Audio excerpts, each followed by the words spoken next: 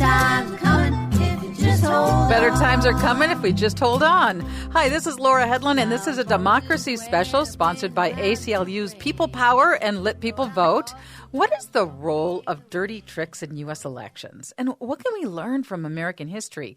How do we move towards that more perfect union with a vibrant, free, and fair and respected elections? We're going to talk all about this in a three-part series. Last week we had Joseph Cummings, author of Anything for a Vote, Dirty Tricks, Cheap Shots, and October Surprises and U.S. Presidential Elections. And he covered the period of time from the founding of the country to President Eisenhower. Today we're going to be talking about October Surprises from President Eisenhower to current times. And with us is ACLU's People Power and Let People Vote activist Shea Hansen. And also joining me is a co-host or host of Politics Matters, Bruce Klopfleisch. Hi. Laura. Hi, welcome. Hi, Shea. Shea, and that was also your song that started us off here. So tell us a little bit about why you think it's important for us to be aware of dirty tricks in politics. I'm a member of a local group, Let People Vote, that we do a lot of voter registration, voter education, and what's gone on in the past influences what's going on today and what we need to alert people to and help people with. And so that was kind of how this got conceived. And Bruce, tell us a little bit about your show and your background. Sure. My show is called Politics Matters, and then the tagline for it is how civics, politics, and law affect you. So part of the reason why I'm doing this show is because I think the media isn't all that good when it comes to covering politics.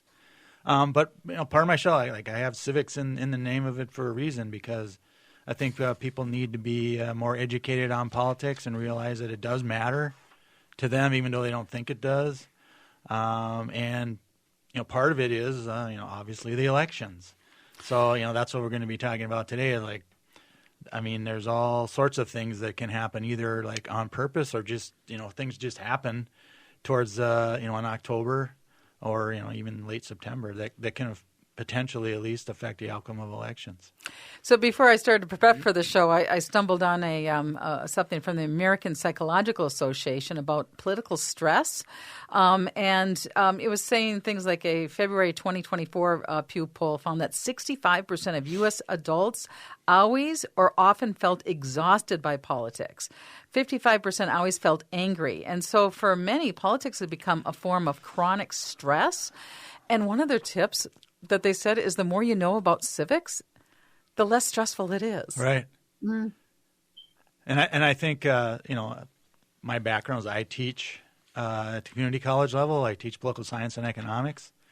And most of my students are high school students, PSEO students who a lot of them can't vote yet. I mean, they're not 18 yet, but there are some that can. So, part of what I'm teaching them is, involves civics, obviously, but also trying them to get, even before they can first vote, is to get them thinking about what they should be paying attention to and why politics really does matter to everybody. And how to move it in a positive way, to have that politics of joy and that civic engagement. Shea, have you found politics fun? I find that if I sit in my basement bedroom and talk to no one and watch nothing but the news, I get terribly, terribly depressed. But if I get out there and join together with other people and we're making a difference, it's joyful. It's great. I have met so many people that I admire so much. That is beautiful. So now we can talk about dirty tricks, but we also don't want this to be a big bummer, or because it is important to know this history, but to also know it in a way, and I love the way you just described that, because know it in a way that's empowering, not depressing.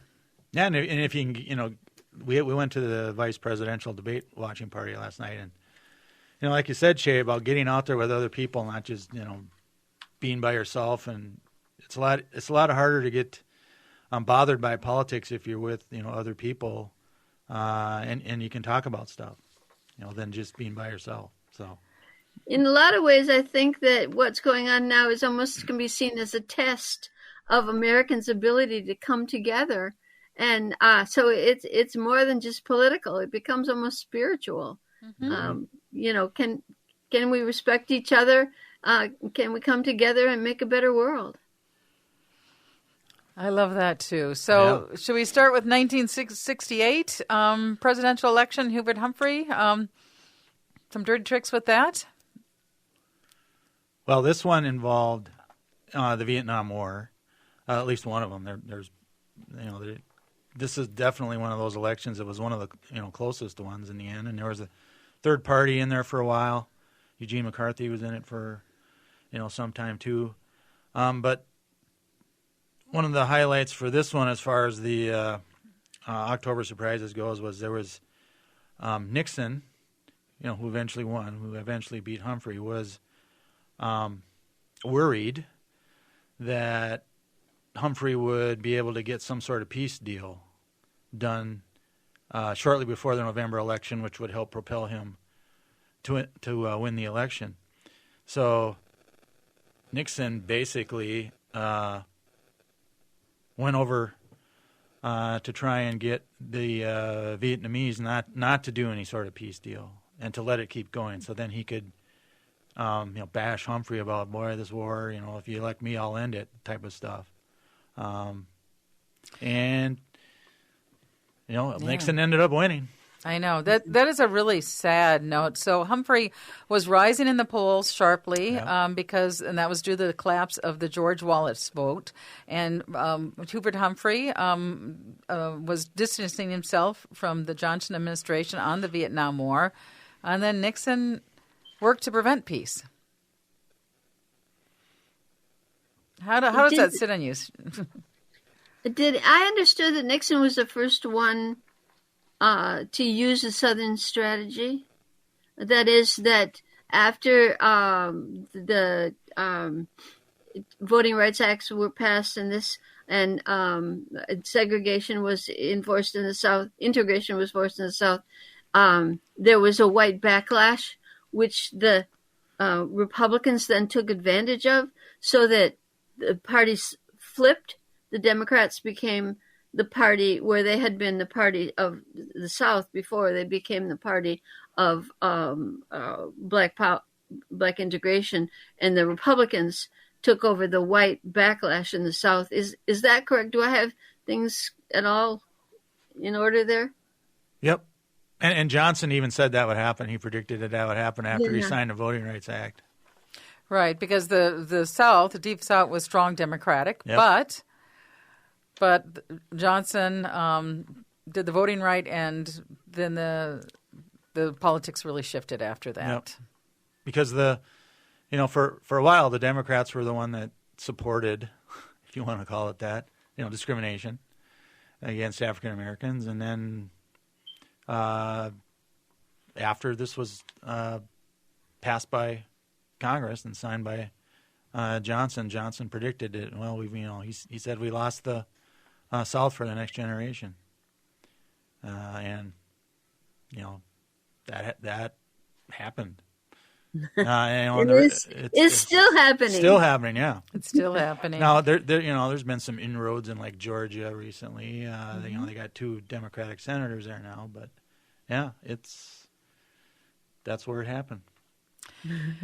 So in 1972 with Nixon, Nixon was advocating for the end of the war, peace at hand, and there was a press conference less than 2 weeks before Election Day where Henry Kissinger was saying that peace is at hand, but yet the Vietnam War didn't come to an end for more than 2 years. That was another October surprise. Yeah, Nixon was, Nixon won that election overwhelmingly, by the way. That's the one where, Watergate happened too. But Henry Kissinger was Nixon's Secretary of State. He went over there, said peace was at hand to, try and convince the Americans, Nixon's going to end the war, so let's vote for Nixon. But then it turns out, he didn't. Had no real intention of doing that. The bombings kept going on and everything else, and it took another 2.5 years before it finally ended. So it's saying one thing while you intend and are knowledgeable of a different thing. It's that fundamental hypocrisy and cynicism. Yep, and you see this, you've seen this throughout our history. This is nothing new. But a lot of people are just, when they hear some of the things that the politicians do, like, and that's what gets some of them mad about dealing with politics. They just don't like dealing with this kind of stuff. Because it does happen. Yeah. We can jump ahead to 1980 and the American Iranian crisis. Did you want to say something else, Shea? No. I think this is we're going into a particularly vicious period. It's amazing. We look at all this stuff, but it has such horrific consequences for human life. It really does, especially, if Humphrey was elected and we ended that Vietnam War earlier. How many lives would have been saved? How much suffering? And then but in 1980, one of the things that was going on is that the Iran took the American hostages. Yep. And so what happened? What was the dirty trick around that? Well, this was a time when Carter was president, and Iran took hostages, and what even some of the people that were there with Reagan have since said is that Reagan made a deal with the Ayatollah to keep the hostages because he thought, and there was some reporting that Carter was going to get the hostages released prior to the election, which would boost Carter's candidacy. So Reagan wanted to stop that. So he was talking with the Ayatollah and convinced them to wait to do anything. And then the election happens, and what happens? What happens? Minutes after President Ronald Reagan was inaugurated in January of 1981, the hostages were released. Right on schedule, right? Right on schedule. Yeah, and there's a lot of people denying that there was any deal and all this, but boy, I don't think it was a coincidence. Yeah, so the strongest accusation came from former Ford and Carter National Security Advisor Gary Sick in the New York Times editorial in 1992. So him, with scores of other interviews, argued that individuals associated with the Reagan-Bush campaign of 1980 met secretly with Iranian officials to delay the release of the American hostages. Mm-hmm. And they did. And they did. So while they're saying it's his fault, look at the bad thing he's doing, then they're negotiating behind to keep the hostages held longer. And again, it's unnecessary suffering. Any thoughts on that, Shea? Well, at this point, we have been talking about Republican administrations and candidacy, and I just want to reiterate that this dirty dealings are bipartisan. So one never knows what the Democrats might come up with at any one time. And of course, we oppose any kind of unfair election tactics.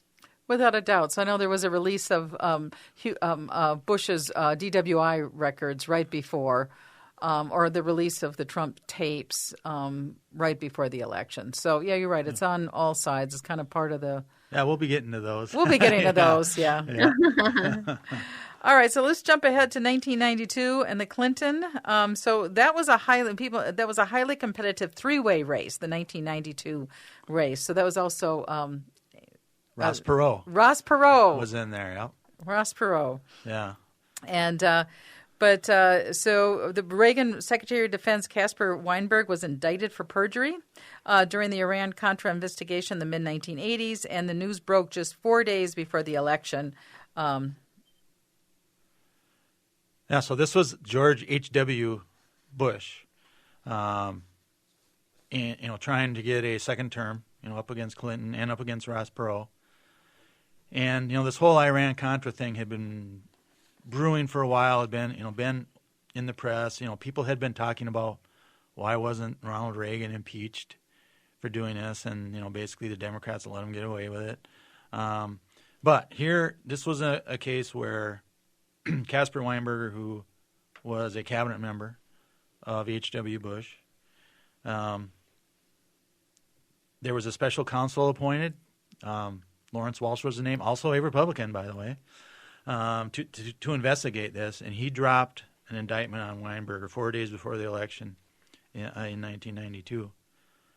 And then, Clinton ended up winning that, in part because there was 3 people there. Perot got, a number of votes too. But before he left office, George H.W. Bush pardoned Weinberger for this. So, but yeah, this was 4 days before the election. A lot of people, bring this up, but what they don't know is that the special counsel was also a Republican. So, yeah, it wasn't like the Democrats tried to pull this off. It was a Republican. So. Okay, then in 2000, Bush v. Gore. So again, one of the surprises was the cable news network reported that Bush was arrested for drunk driving in 1976, but that happened just days before the election. Yeah, Bush. There was a lot of controversy around his background because he didn't really say a whole lot about it, and then this DWI thing came out. Now, if something like this came out today, nobody would really care. Right. Those were different times, certainly. You had this. You also had his National Guard service issue that came out as well during that election, and unfortunately, this is one where it wasn't really an October surprise, but the Supreme Court, gave him the election. Right. That is the November surprise. Do you want to review the history of the hating? We were watching the votes in Florida flip back and forth, and I know someone really close to a lawyer is like, well, of course the Supreme Court's going to tell the states to count the votes, and they're not going to. It was very much against it, and I know it was an unsigned opinion that, said that Florida, that actually technically stopped the vote counting. Right. So this was, literally this was like the state, because the election was that close between Bush and Gore. And just looking back, actually, they've later they counted the votes, and it turns out that Gore actually won the state of Florida and would have won the election. But this is where you heard of the hanging chads, right? And the Republicans, and Jeb Bush was the governor. The Republicans basically, before the election, did a dirty trick, and this is happening today too, is they kick a bunch of people off the voting rolls. And in this case, it was a bunch of African Americans that they kicked off the voting rolls in Florida. And so that was one thing, and then the hanging chads was another thing, and the Secretary of State was a Republican, and not surprisingly, the current Chief Justice of the Supreme Court, John Roberts, was on the team for George Bush here, and I think Brett Kavanaugh was too, actually. So,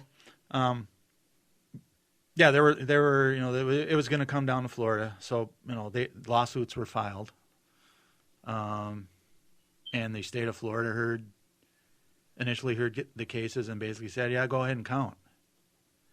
So that was the Florida state courts. Right, the Florida Supreme Court said count the votes. Count them, yep. And then, so what happens a lot is, well, the loser ends up saying, no, I'm going to go to federal court now. And so they did, and then, went to the Supreme Court ultimately.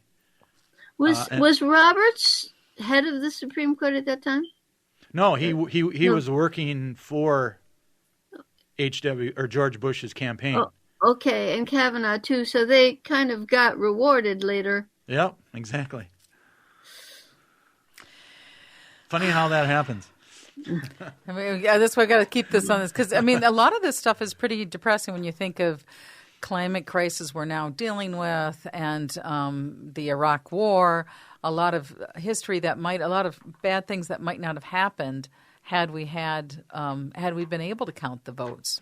Yeah, and this is something that I tell my students all the time about the court system, and especially the U.S. Supreme Court. They got a lot more power than you may think. I mean, this is what they literally did here, was overturned an election. They said, don't count these legal votes anymore, and they just gave it to Bush. Right, and again, it was an unsigned position, so they kind of knew what they were doing. It was against their values.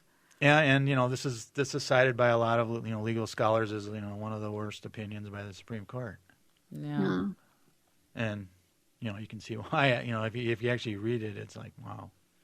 It's like the immunity decision that Roberts did. He just made stuff up, to find this power that presidents have, with immunity. So, but yeah, that was one where this one was decided by a court. This is the U.S. Supreme Court. It wasn't, based really on the election itself.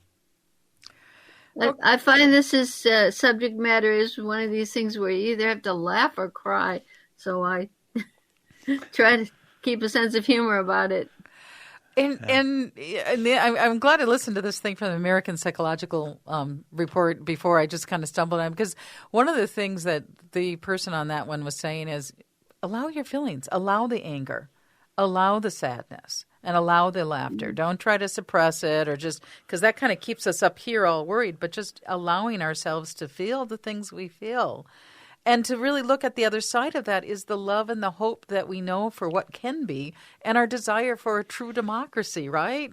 Our people power, which is what, let people vote, let this power rise and the potential. And that's why I love your song. So you're listening more to the Hold On song. We're going to be taking a break, and you are listening to a special election.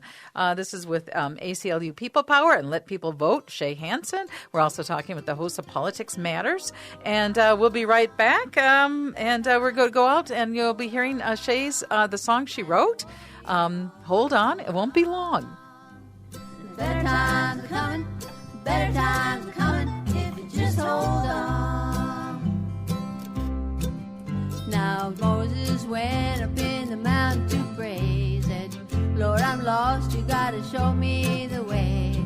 Lord said, Moses, I wouldn't steer you wrong. Stick to these commandments and hold on, hold on. There's better times are coming, hold on. And it won't be long, hold on. There's better times are coming, better times are coming, if you just hold on. They put Dr. King in the Birmingham prison, kept him in, but they couldn't hold his vision. Said preach love and stand up against wrong. Come together and hold on. There's better times are coming, hold on. And it won't be long, hold on. There's better times are coming, better times are coming, if you just hold on. Welcome back. This is Laura Hedlund, and you are listening to a Democracy Special, and it's sponsored by ACLU's People Power and Let People Vote. And we're joined with activist Shea Hansen, who is also the singer-songwriter of the song you're hearing, and also joining us is the host of Politics Matter. And so the first episode we covered early American history that was airing last week, and this week we're covering from Eisenhower to current times. And when we left off, we were on 2004. So 2004, what was going on, Bruce? Well, I think the big one there was Osama bin Laden basically came on and said he was responsible for 9/11 during that time. And, this basically helped George Bush, his approval rating.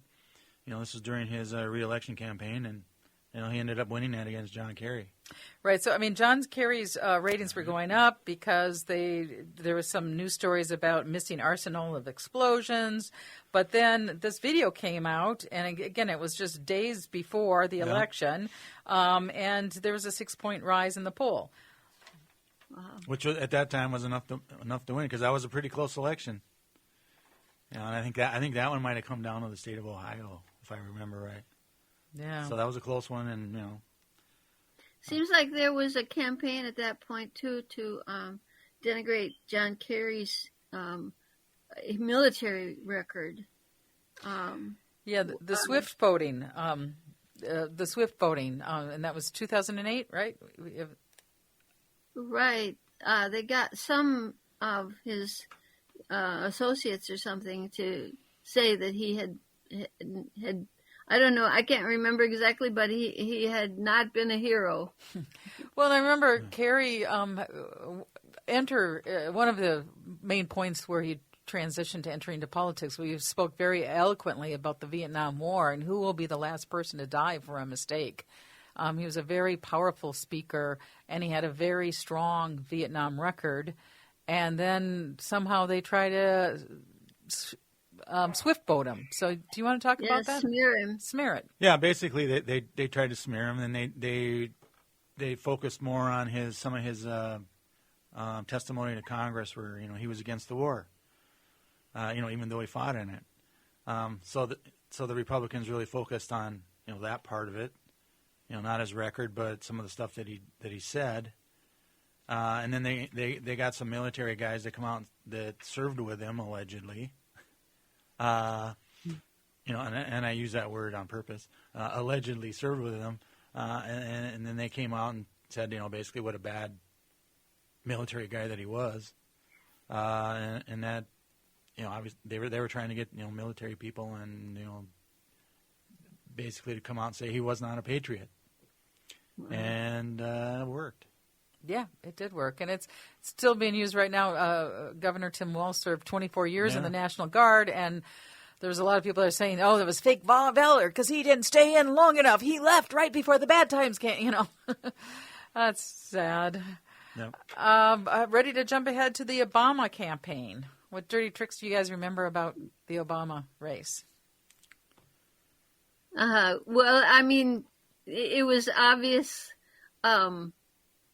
race baiting, of course. Our first black president. So the fact that they were relying on the Southern strategy at this point worked to the benefit of the Republicans against Obama. Yeah. Go ahead. No, go ahead. Well, I was going to bring up this. This isn't like an intentional October surprise, but this was also the election where the 2008 recession happened. In right around the election. So, McCain for a little while stopped campaigning. And because he went back to Washington D.C. because he was a senator at the time. They were trying to deal with how they're going to respond to the recession, and he got and the Democrats took advantage of this and did a lot of the negative ads against McCain and blaming him for the recession, tying it to Bush, and that worked. And one of the news stories that came out right at the end was that Obama had a half-aunt who was living illegally in Boston, and even though she was ordered to leave the country in 2004. But Obama did win that election with 365 votes in the Electoral College and 52.9% of the popular vote.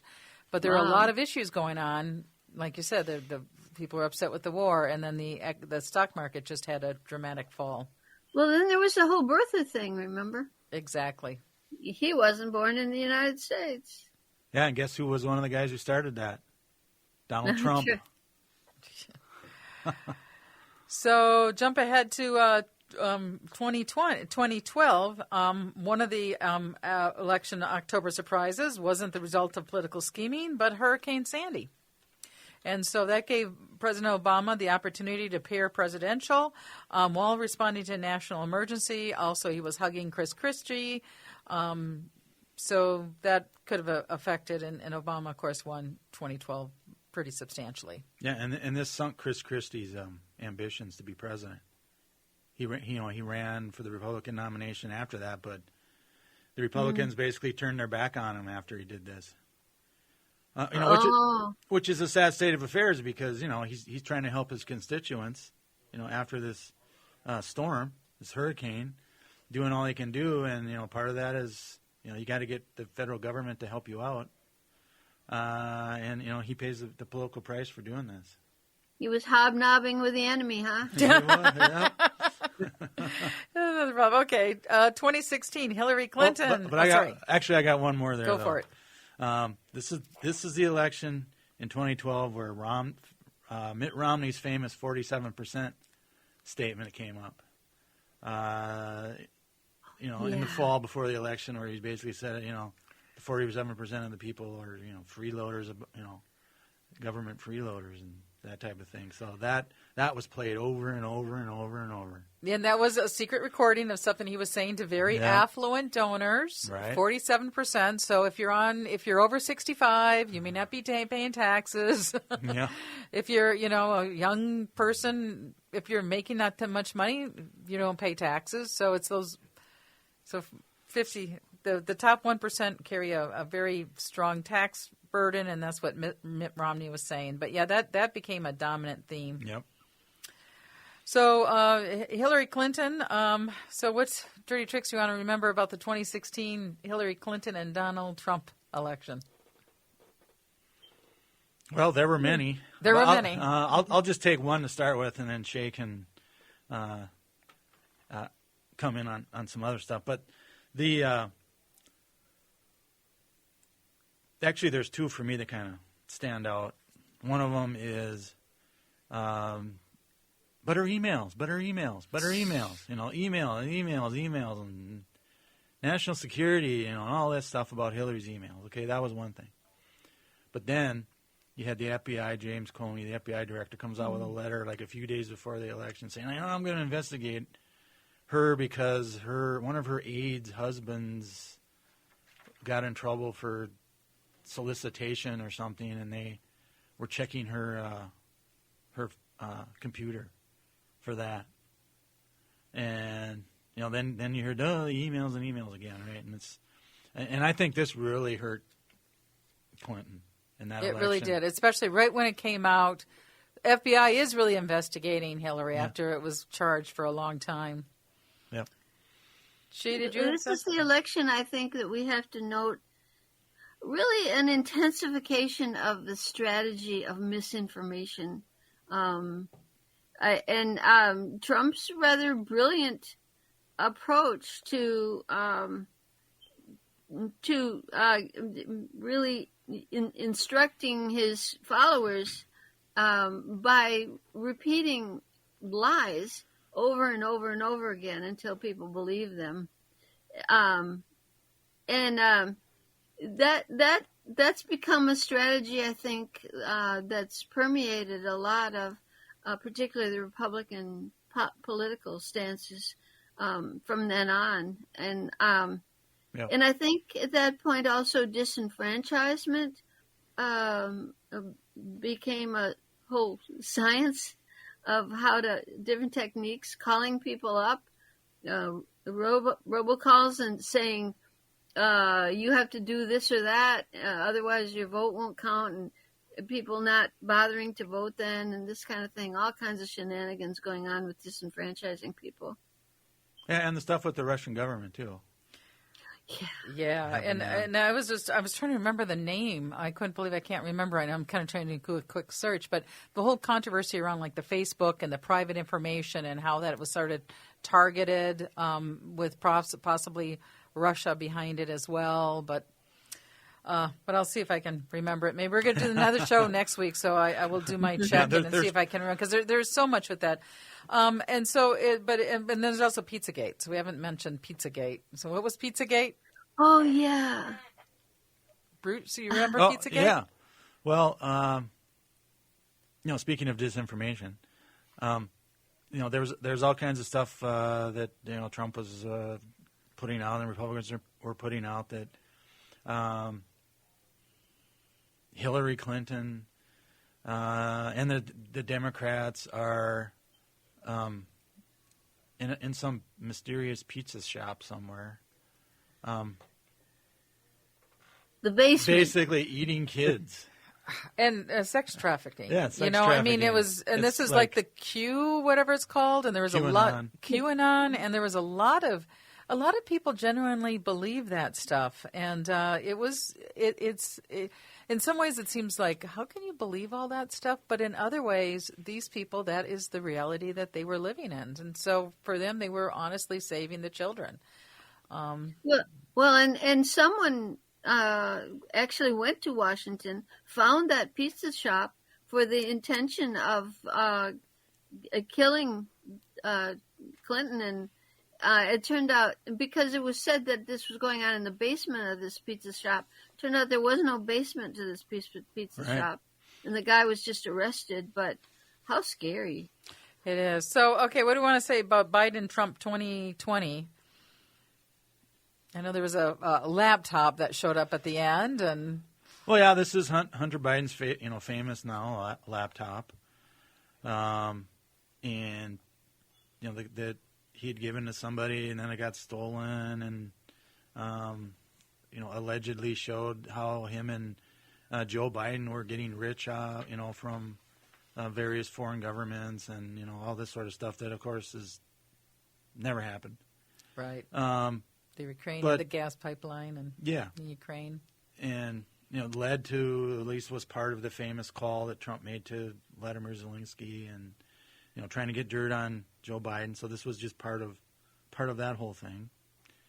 And then this was also shortly before this election is where Trump and Melania tested positive for COVID. So they've been blasting COVID, and then they ended up getting it. And Trump was pretty sick, as it turns out. Okay, so we've covered history. Any other tidbits that you feel like we're really missing? I wonder if it wouldn't be interesting to look at last week. Mr. Cummins was talking about the earlier periods, 19th century, how character assassination was actually almost theater, and people enjoyed it, and he said that the character assassination that's going on these days would be no surprise to those people. They would feel completely at home with it.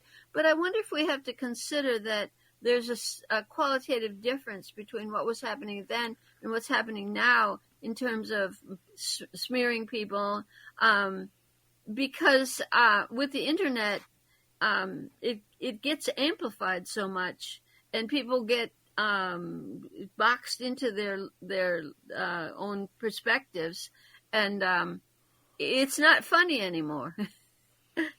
Well, yeah, because a lot of the stuff that's going out now is actually promoting violence, and people are taking it seriously now. Yes, taking it seriously. The whole eating pets thing. Yeah, and that eating pets thing, I think, comes to our core is that a lot of us really, really, really love our dogs and cats, and their safety is paramount in our lives. I mean, we're threatening the safety of our dogs and cats. For a lot of people, it's like threatening the safety of your kid. So this idea of the political use of fear and manipulation, and there's a PBS, if anyone wants to check it out, a PBS on the politics of fear and how it manipulates us to tribalism. So there's a long-standing history of the fear of the others. Its roots are really deep, and it's in our psychological and our biological being. And so demagogues especially can really manipulate these feelings. Even this thing, both teams kind of pray for their team to win, even in a sporting thing. So you hope that God will take a side in a game. But we regress to tribalism when afraid. So having people be afraid is a way of gaining power, and gaining power is a way of gaining money and resources in our society. I hate to resort to altruism, but seems to me the counteraction of that is for all of us globally to think of ourselves not as a part of our tribe or even our reason or nation, but as a global citizen. And then we'd all be the same tribe. I totally agree with you, and I will do it even cosmic citizen and citizen of all sentient beings, and so when we can ground ourselves on the world's alive and the trees are alive, and we can ground ourselves in this different space of being. I know. But actually. But, okay, so one of the other things this sentence said is that U.S. and media and social media, they almost work as disaster-prone, triggering our emotions. And this type of stress reality is not a healthy thing. Oh, no, it's not. And, this is what the Republicans are running on. It started even before Trump, but since Trump came down the escalator and all that. I mean, that's totally what he's been. And some people would say on. the Democrats are doing the same thing. In fact, and this is like it's, I don't want to say one hand clapping, but Ubuntu, what you do, that what we do to the other, we're actually doing to ourselves. But so yeah, we are kind of caught in this fear paradigm, and I like what you were saying or what you're pointing to, Shea, about the way out of this tribalism is maybe some spaciousness, some love. It shows up in your songs, and so this atmosphere and trying to plant and seed the atmosphere of what we want. And I think it's good to resort to idealism. I like Ellie's show here on idealism as well. So, well, I wonder, we do have real problems in the United States, globally, for heaven's sakes, that need to be addressed and cannot be ignored. They're not going to go away just because we snap our fingers or because we decide let's all be nice. So it's kind of fine to designate between being fear-mongering and being positive about what we can do when we all get together. I think that many of the problems that we have can be solved, and we can have a positive attitude towards those kinds of things, but we have to work at it. And I think this is what Harris is trying to do with her campaign right now. I think is this is why she keeps talking about joy and love and those sorts of themes, which is different than a lot of presidential candidates have run on before. And since she's got in, and we've had this, she hasn't been running all that long, comparatively speaking. I think the results speak for themselves so far. I mean, Biden was way down, and now she, depending on what poll you look at, I mean, she's up nationally. She's up in most of the swing states. Now, granted, a lot of the polls are within the margin of error, but at least she's there. Yeah. And I think part of the reason that she's there is because she's talking more positively and about trying to get stuff done and how being joyful can help the average person, the middle class people, and build from the bottom up instead of going from the up to the down. Yeah. So the negatives can have with so many of us feeling exhausted by politics, that has a negative effect on our health. But we can also feel positive about our politics, and one of the ways to do that is to actually work. Now we only have about 2 minutes left, and do we want to briefly touch on what dirty tricks might be happening now? And well, there are a number of things that people are concerned about. Of course, any attempts in Georgia in order to get the local officials to hold up the count, which would could put the decision in the House. Republicans would want to do anything possible to get the decision thrown into the House of Representatives, because for that each state would get one vote, and there are more small red states than there are, and the blue states tend to be bigger. So if it's thrown in the House, Trump would automatically win. That kind of thing, and a lot of disenfranchisement going on. There are vigilante groups in Texas running around kicking in doors to scare people. I mean. Yeah, it's wild what's going on. They're going after the Latino heads of some of the Latino interest groups and action groups down in Texas. There's also the possibility that Mike Johnson could hold up the seating of the newly elected representatives in the House. He's allowed to do that, which would throw it into the House again. Yeah, we need to really stay alert and watch for these things, and not necessarily believe what one side or the other is putting out, but think for ourselves about what's really going on, and if there's any underhanded stuff that could be determining the election.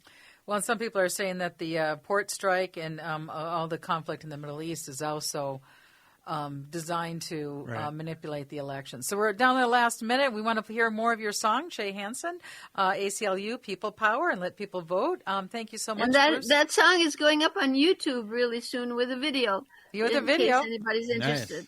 Great. And Bruce, you want to say again when people can listen to your show? Yes, the Politics Matter show is on Sundays from 5 to 6, or you can, on any podcast that you use after that. So. Great. And we're going to have one more show the next Sunday at 9 o'clock. You've been listening to an election special. I'm Laura Hedlund. And let's hold on. Better days are coming. Democracy works. It's kind of a bummer, but if we can have some fun with it, too, then it works a lot better. Cynicism and all that. Let's just shake out all that negativity, man. Let's just shake it out. And while we're still aware of it, because there's too much suffering in this world, let's make it better.